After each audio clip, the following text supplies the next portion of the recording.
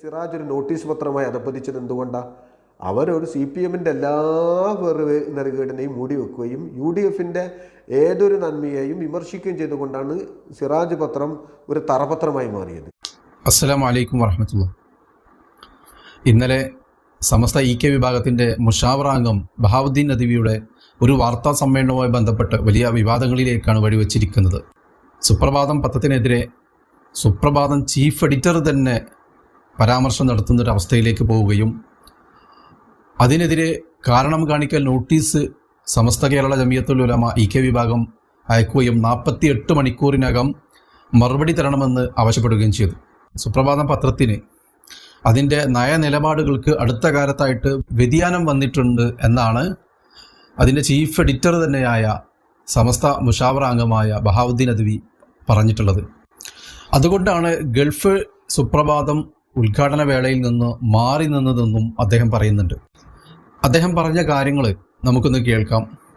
അതിനു മുമ്പ് സിറാജ് പത്രത്തെ താറടിക്കാൻ വേണ്ടി സിറാജ് പത്രം ഒരു തറപത്രമാണ്, ഒരു നോട്ടീസാണ് എന്ന് പറയുന്ന ഒരു മഹാന്റെ വാക്കുകൾ കൂടി നമുക്കൊന്ന് കേൾക്കേണ്ടതുണ്ട്. അദ്ദേഹത്തിൻ്റെ ആ വാക്കുകൾ കേട്ട ശേഷം നമുക്ക് ബഹാവുദ്ദീൻ നദ്വിയുടെ കാര്യങ്ങളിലേക്ക് കടക്കാം. സിറാജ് പത്രത്തിൽ ഇടതുപക്ഷത്തിനെതിരെ വരുമ്പോൾ അവർക്കൊരു വലിയൊരു വിഷയമായി വരും. പക്ഷേ സിറാജ് ഒരു നോട്ടീസ് പത്രമായി അധപ്പതിച്ചത് എന്തുകൊണ്ടാണ്? അവരൊരു CPM-ൻ്റെ എല്ലാ നെറുകേടിനെയും മൂടി വെക്കുകയും UDF-ൻ്റെ ഏതൊരു നന്മയെയും വിമർശിക്കുകയും ചെയ്തുകൊണ്ടാണ് സിറാജ് പത്രം ഒരു തറപത്രമായി മാറിയത്. അള്ളാഹിൻ്റെ അനുഗ്രഹത്തോടുകൂടി ഒരു 3-ാം സ്ഥാനത്തേക്ക് ഉയരാൻ ഇന്ന് സുപ്രഭാതത്തിന് സാധിച്ചിട്ടുണ്ടെങ്കിൽ ഈ നിഷ്പക്ഷതയാണ്. അത് അംഗീകരിക്കുന്ന VD സതീശനെ പോലെയുള്ള TN പ്രതാപനെ പോലെയുള്ള പല ആളുകളും പല വേദിയിലും പ്രസംഗിക്കുന്നത് ഞാൻ കേട്ടിട്ടുണ്ട്. സുപ്രഭാതത്തിന് നിഷ്പക്ഷത. രമേശ് ചെന്നിത്തല പറഞ്ഞിട്ടുണ്ട്, ഞാൻ നേരിൽ പത്രത്തിന് റിപ്പോർട്ട് കൊടുക്കുന്നത് ഞാൻ തന്നെ ഇടപെട്ട് ലേഖനം വരുന്നത് സുപ്രഭാതത്തിലാണ്. കാരണം സുപ്രഭാതത്തിലാകുമ്പോൾ മലബാർ മേഖലയിൽ പ്രത്യേകിച്ച് ഒരു മുസ്ലിം സമുദായത്തിൻ്റെ മൈനോറിറ്റിയെ ഏറ്റവും കൂടുതൽ സ്വാധീനിക്കുന്ന പത്രം സുപ്രഭാതമാണെന്ന് അദ്ദേഹം പറഞ്ഞിട്ടുണ്ട്. ഇദ്ദേഹം പറയുന്നത് സിറാജ് പത്രം ഇടതുപക്ഷത്തിൻ്റെ എല്ലാ നെറികേടുകളും മൂടി വെച്ചുകൊണ്ടുള്ള വാർത്തകൾ കൊടുക്കും, UDF-ൻ്റെ ഏത് നന്മകളും അത് വിമർശിച്ചുകൊണ്ടുള്ള വാർത്തകളുമാണ് സിറാജ് പത്രം കൊടുക്കുന്നതെന്ന്. അങ്ങനെ ഒരു ആരോപണം ഒരു കോൺഗ്രസ് പ്രവർത്തകനും ഉണ്ടാവില്ല. ഈ പ്രസ്ഥാനത്തിൽ ഏറ്റവും കൂടുതൽ അനുഭാവികളുള്ളത് കോൺഗ്രസ്സുകാർ തന്നെയാണ്, കോൺഗ്രസിനെ പിന്തുണക്കുന്ന ആളുകളാണ്. അത്തരക്കാരായ ആളുകൾക്ക് പോലും ഇയാൾ പറഞ്ഞ പോലുള്ള ഒരു ആരോപണം ഉണ്ടാവില്ല. അവരൊക്കെയാണ് ഈ സിറാജ് പത്രത്തിൻ്റെ ഏറ്റവും കൂടുതൽ വരിക്കാരായിട്ടുള്ളത്. UDF-നെ വിമർശിച്ചുകൊണ്ട് അവരുടെ എല്ലാ നന്മകളും വിമർശിച്ചുകൊണ്ടുള്ള വാർത്തകളാണ് സിറാജ് കൊടുക്കുന്നതെങ്കിൽ കോൺഗ്രസിനെ പിന്തുണക്കുന്ന ഈ പ്രസ്ഥാനത്തിൽ വിശ്വസിക്കുന്ന ആളുകൾ പിന്നെ ഈ സിറാജ് പത്രം വാങ്ങുമോ? അവർ അതിനെതിരെ രംഗത്ത് വരൂലേ? എന്തിന്? ഞങ്ങളുടെ പ്രസ്ഥാനത്തിൻ്റെ സംസ്ഥാന നേതാവ് പോലും ഒരു പ്രധാനപ്പെട്ട നേതാവാണ് MN കുഞ്ഞഹമ്മദ് ഹാജി. അദ്ദേഹം KPCCയുടെ സംസ്ഥാന നേതാവാണ്, കോൺഗ്രസ്സുകാരനാണ്, UDF-കാരനാണ്. അങ്ങനെ ഒരു UDF-നെതിരെ അവരെന്ത് നന്മ ചെയ്താലും വിമർശനമായ രീതിയിൽ വാർത്ത കൊടുക്കുകയാണെങ്കിൽ അദ്ദേഹം അതെടുത്ത് പറയില്ലേ? ഇനി ഇദ്ദേഹം പറഞ്ഞ വസ്തുത ഒരു തെളിവായിട്ട് ഒരു പേജ് കാണിക്കാൻ കഴിയും? ഇടതുപക്ഷത്തിൻ്റെ എല്ലാ നെറികേടുകളും അത് മറച്ചു വെച്ചുകൊണ്ടുള്ള വാർത്ത കൊടുക്കുന്ന, അതല്ലെങ്കിൽ UDF-ൻ്റെയോ കോൺഗ്രസിൻ്റെയോ ഏത് നന്മകളും മറച്ചു വെച്ചുകൊണ്ടുള്ള വാർത്ത കൊടുക്കുന്ന ഒരു പേജ് അല്ലെങ്കിൽ ഒരു കോളം കാണിക്കാൻ ഇയാളെ കൊണ്ട് കഴിയുമോ? വെറുതെ പണ്ഡിത വേഷം ധരിച്ച് പച്ചക്കള്ളം പറഞ്ഞ് ജനങ്ങളെ പറ്റിക്കുക എന്നല്ലാതെ എന്താണ് ഇവരുടെയൊക്കെ ജോലി? ഇനി ഇദ്ദേഹം പറഞ്ഞ യോഗ്യത ഏത് പത്രത്തിനാണുള്ളതെന്നുള്ളത് ഇദ്ദേഹത്തിൻ്റെ നേതാവ് തന്നെ പറയുന്നുണ്ട്. അതാണ് ഇന്നലെ ബഹാവുദ്ദീൻ നദ്വി പറഞ്ഞ കാര്യം. അതാണല്ലോ ഇപ്പോൾ വലിയ വിവാദമായിരിക്കുന്നത്.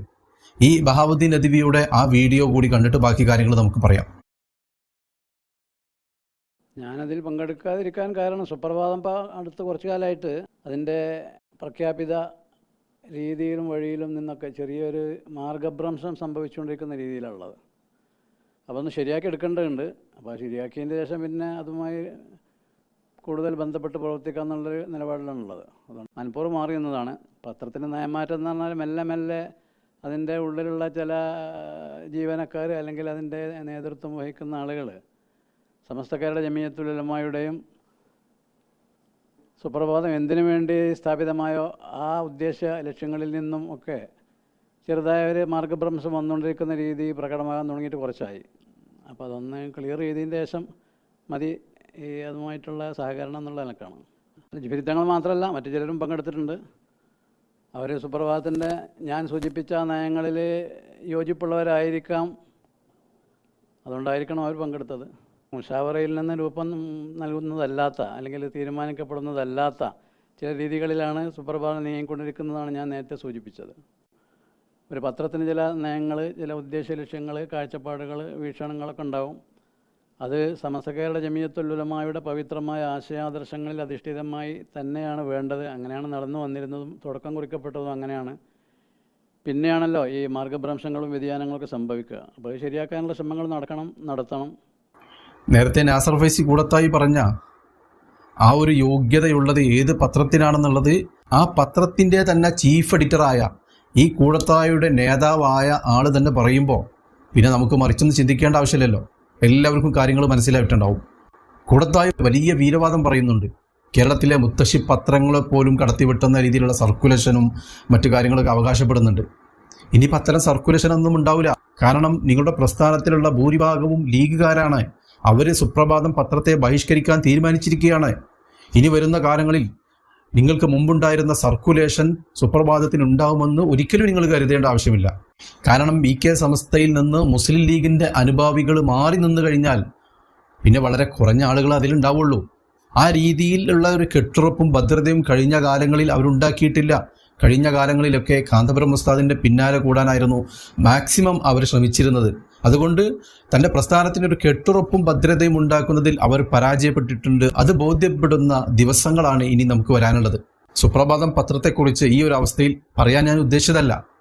പക്ഷേ ഇത്തരത്തിൽ അവരുടെ സംസ്ഥാന നേതാവ് തന്നെ സിറാജ് പത്രത്തിനെ അവഹേളിക്കുമ്പോൾ അതിനൊരു മറുപടി കൊടുക്കേണ്ടേ?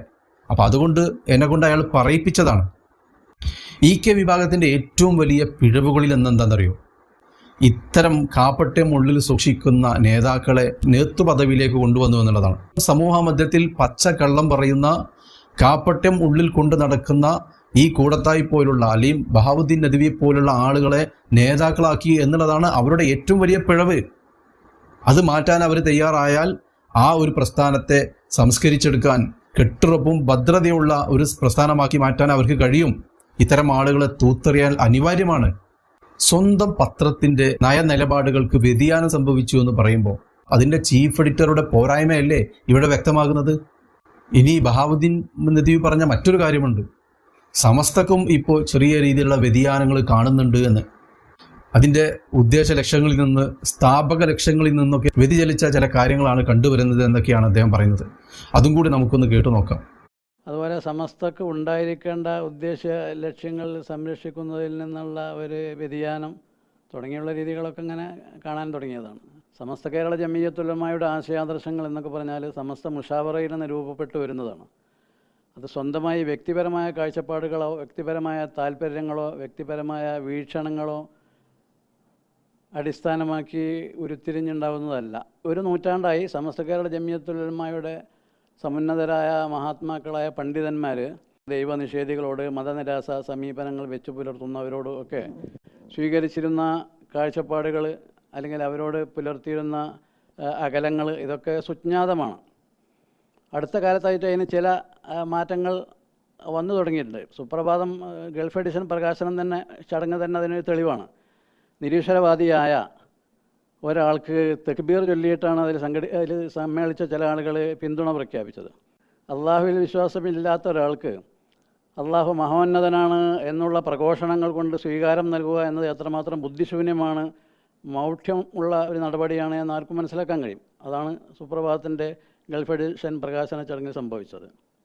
ആൾ മാറുന്നില്ല, നയങ്ങൾ മാറ്റിയാൽ മതിയല്ലോ. നയങ്ങൾ സമസ്ത കേരള ജമിയത്തുൽ ഉലമായുടെ ഇതപര്യന്തമുള്ള നയങ്ങൾക്ക് അനുസൃതമായി പുനരാവിഷ്കൃതമായാൽ പ്രശ്നങ്ങൾ പരിഹരിക്കപ്പെടാവുന്നതേ ഉള്ളൂ. സമസ്തയുടെ തന്നെ ഒരു ഉന്നത നേതാവ് പറയുന്നത് അടുത്ത കാലത്തായിട്ട് സമസ്തയുടെ സ്ഥാപക ലക്ഷ്യത്തിൽ നിന്ന്, ഉദ്ദേശ ലക്ഷ്യത്തിൽ നിന്ന് മാറി ചിന്തിച്ചിട്ടുണ്ട്, വ്യതിയാനം സംഭവിച്ചിട്ടുണ്ട് എന്നാണ്. എന്താണ് സമസ്തയുടെ സ്ഥാപക ലക്ഷ്യം? സമസ്തയുടെ സ്ഥാപക ലക്ഷ്യം എന്ന് പറയുന്നത് നമ്മുടെ നാട്ടിലെ വഹാബിസത്തെ ശക്തമായിട്ട് പ്രതിരോധിക്കുക, അവരുടെ ഫിത്തനകളിൽ പെടാത്ത നമ്മുടെ മുസ്ലിം സമൂഹത്തെ സംരക്ഷിക്കുക എന്നുള്ളതാണ് സമസ്തയുടെ സ്ഥാപക ലക്ഷ്യം. അതാണ് സമസ്തയുടെ ഉദ്ദേശ ലക്ഷ്യങ്ങൾ. പക്ഷെ ആ ഒരു ലക്ഷ്യത്തിലൂന്നിയുള്ള പ്രവർത്തനം ഈ ബഹാവുദ്ദീൻ നദ്വിയുടെ പക്കൽ നിന്ന് എന്നെങ്കിലും നമ്മൾ കണ്ടിട്ടുണ്ടോ? ബിദ്അഇകളെ അല്ലെങ്കിൽ വഹാബിസത്തെ ശക്തമായി എതിർത്തുകൊണ്ടുള്ള ഒരു നിലപാടോ പ്രസംഗമോ ഇദ്ദേഹത്തിൻ്റെ അടുത്ത് നിന്ന് നമ്മൾ കണ്ടിട്ടുണ്ടോ? എന്നാലോ സമസ്തയുടെ ഈ സ്ഥാപക ലക്ഷ്യത്തിന് വിപരീതമായുള്ള നിരവധി പ്രവർത്തനങ്ങൾ ഇദ്ദേഹത്തിൻ്റെ അടുത്ത് നിന്ന് കണ്ടിട്ടുണ്ട്. കഴിഞ്ഞ കാലങ്ങളിൽ എത്ര ബിദഈകളാണ് മുജാഹിദിൻ്റെയും ജമാഅത്തിൻ്റെയും നേതാക്കളാണ് ഇദ്ദേഹത്തിൻ്റെ ദാറുൽ ഹുദ സന്ദർശിച്ചിട്ടുള്ളത്. പല ഘട്ടങ്ങളിലും അവരുമായി കൂടിക്കലർന്ന് ചിരിച്ച് കളിച്ച് ഉല്ലസിക്കുന്ന ഫോട്ടോകൾ നമ്മൾ നിരവധി കണ്ടിട്ടുണ്ട്. അത്തരം ബിദഈ നേതാക്കൾക്ക് ഈ സ്ഥാപനത്തിൽ ഇടം കൊടുക്കുന്നത്, അവസരം കൊടുക്കുന്നത് നമ്മൾ ഒരുപാട് തവണ കണ്ടിട്ടുണ്ട്. ഇതാണ് സമസ്തയുടെ സ്ഥാപക ലക്ഷ്യത്തിൽ നിന്നുള്ള വ്യതിചലനം എന്ന് പറയുന്നത്. അതല്ലാതെ ഏതെങ്കിലും രാഷ്ട്രീയ പാർട്ടിയോട് വിയോജിപ്പ് പ്രകടിപ്പിക്കുക എന്നതല്ല സമസ്തയുടെ സ്ഥാപക ലക്ഷ്യത്തിൽ നിന്ന് വ്യതിചലിക്കുക എന്ന് പറഞ്ഞാൽ. ഇനി ഇദ്ദേഹത്തിൻ്റെ സമസ്തയോട് എത്രത്തോളം കൂറുണ്ട് എന്നുള്ള കാര്യം മനസ്സിലാക്കാൻ ഇദ്ദേഹത്തോട് ഈ ചാനലുകാർ ചോദിക്കുന്നുണ്ട്. മുസ്ലിം ലീഗ് സംസ്ഥാന ജനറൽ സെക്രട്ടറി PMS സലാം സമസ്തയെ രൂക്ഷമായിട്ട് വിമർശിച്ചിരുന്നു. അതിനെക്കുറിച്ച് എന്താണ് പറയാനുള്ളതെന്ന് ഇദ്ദേഹത്തോട് ചോദിക്കുമ്പോൾ ഇദ്ദേഹം അതിന് മറുപടി പറയുന്നില്ല.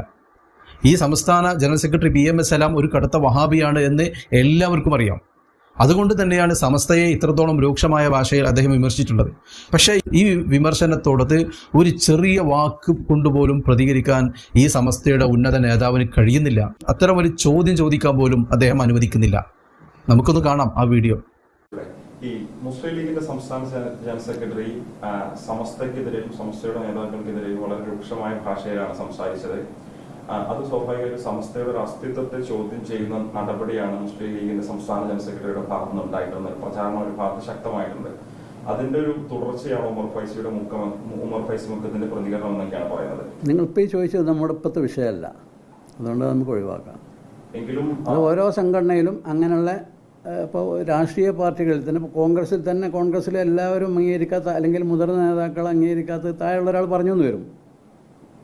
അങ്ങനെയുള്ളൊരു അഭിപ്രായം എന്ന് അത്തരം പ്രസ്താവനകളെ പറ്റി മനസ്സിലാക്കിയാൽ മതി. ഈ PMS സലാം പറഞ്ഞ കാര്യങ്ങളെക്കുറിച്ച് സമസ്തയുടെ സാധാരണക്കാരായ പ്രവർത്തകർക്ക് പോലും വലിയ രീതിയിൽ വിയോജിപ്പുണ്ട്. എന്നിട്ടും സമസ്തയുടെ ഉന്നത നേതാവായ ഇദ്ദേഹത്തിന് വിയോജിപ്പില്ല, അതിനെ എതിർത്ത് പറയാൻ സാധിക്കുന്നില്ല എന്ന് പറയുമ്പോൾ അദ്ദേഹത്തിന് സമസ്തയോടാണോ കൂറ് അതല്ല മുസ്ലിം ലീഗിനോടാണോ കൂറ് എന്നുള്ളത് ഇവിടെ വ്യക്തമാകുന്നുണ്ട്. ഈ പത്രക്കാരോടുള്ള അഭിമുഖം നടത്തുമ്പോൾ ഇദ്ദേഹത്തിൻ്റെ ടേബിളിൽ ഞാൻ ശരിക്കും ശ്രദ്ധിച്ചു നോക്കി. അഭിമുഖത്തിൽ ശരിക്കും പരിശോധിച്ച് നോക്കി. ചന്ദ്രിക പേപ്പറുണ്ട് ടേബിളിൽ, മലയാള മനോരമയുണ്ട്, മാധ്യമമുണ്ട്, സുപ്രഭാതം പത്രം ആ ടേബിളിൽ കാണാനായില്ല.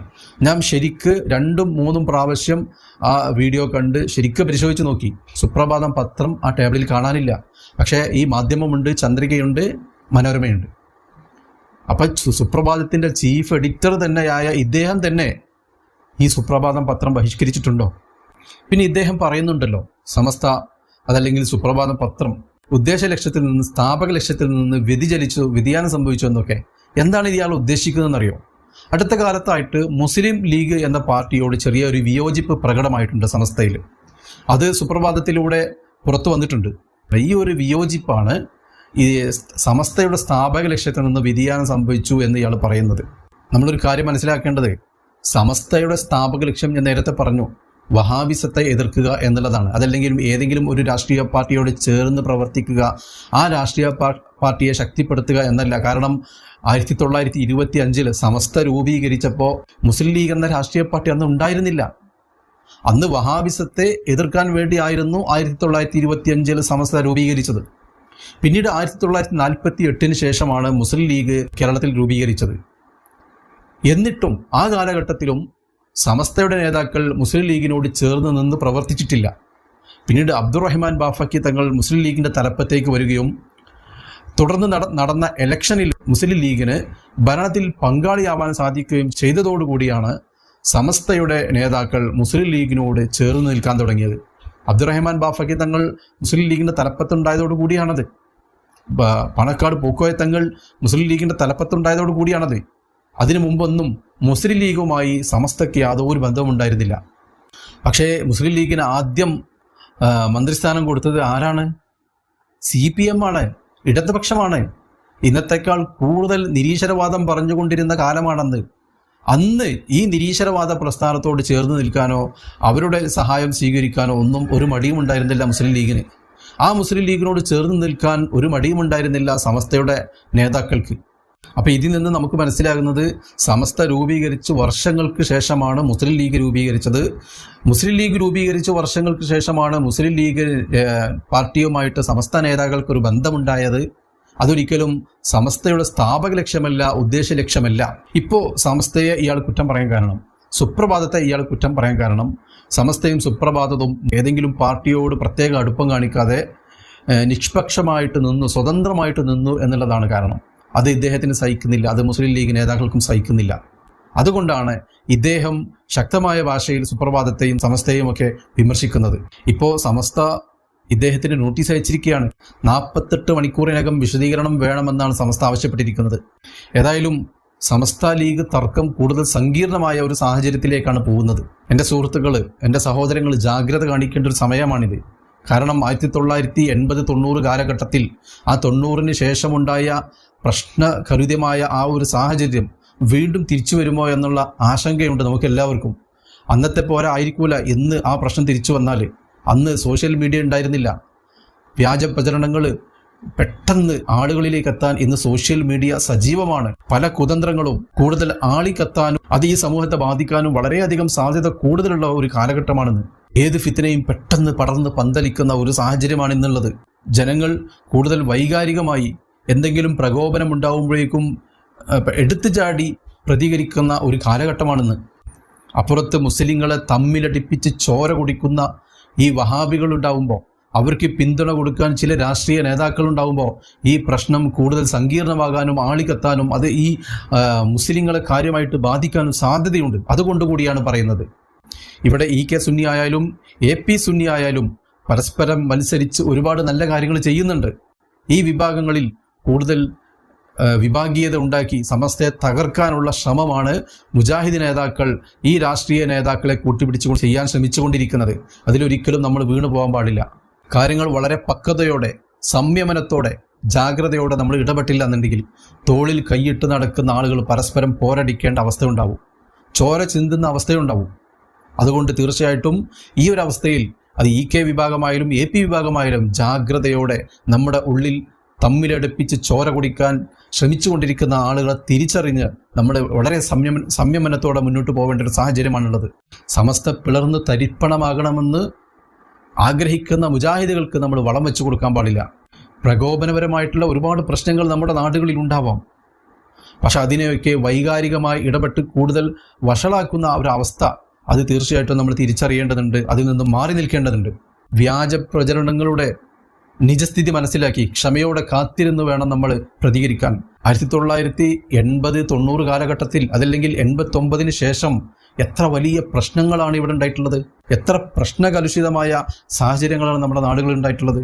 AP വിഭാഗം അന്ന് നേരിട്ട ഈ പ്രശ്നങ്ങൾ അതേ രീതിയിൽ തിരിച്ചടിച്ചിരുന്നുവെങ്കിൽ എത്ര വലിയ കലാപമായിരുന്നു നമ്മുടെ നാട്ടിൽ ഉണ്ടാകേണ്ടിയിരുന്നത്. എത്ര ആളുകളെ ഈ പ്രസ്ഥാനത്തിൻ്റെ എത്ര ആളുകളെ ക്രൂരമായി കൊന്നിട്ടുണ്ട്. എന്നിട്ടും ഒരാളെ പോലും തിരിച്ചു കൊല ചെയ്യാൻ ഈ പ്രസ്ഥാനത്തിൻ്റെ ആരും മുന്നോട്ട് വന്നിട്ടില്ല. മാപ്പ് കൊടുത്ത ചിത്രങ്ങളാണ് നമ്മൾ അടുത്ത കാലത്ത് കണ്ടുകൊണ്ടിരിക്കുന്നത്. അത്തരം നിലപാടുകളാണ് സഹിഷ്ണുത കൊണ്ട് മുന്നോട്ട് പോകുന്ന സാഹചര്യം ഉണ്ടായത് കൊണ്ടാണ് ഈ പ്രസ്ഥാനത്തിന് ഇത്രയും കെട്ടുറപ്പും ഭദ്രതയും വളർച്ചയും ഉണ്ടായത്. അതുകൊണ്ട് ഈ കാലഘട്ടത്തിലും ആ ഒരു സഹനശക്തി നമുക്കുണ്ടാവേണ്ടതാണ്. പക്വതയോടെ വിവേകത്തോടെ കാര്യങ്ങൾ കൈകാര്യം ചെയ്യുന്ന ഒരു രീതി നമുക്കുണ്ടാവേണ്ടതാണ്. എന്തെങ്കിലും പ്രകോപനം ഉണ്ടാവുമ്പോഴേക്കും വൈകാരികമായി ഇടപെട്ടുകൊണ്ട് നമ്മുടെ നാട്ടിലെ സമാധാന അന്തരീക്ഷം തകർക്കാൻ നമ്മൾ ആരും ശ്രമിക്കരുത്.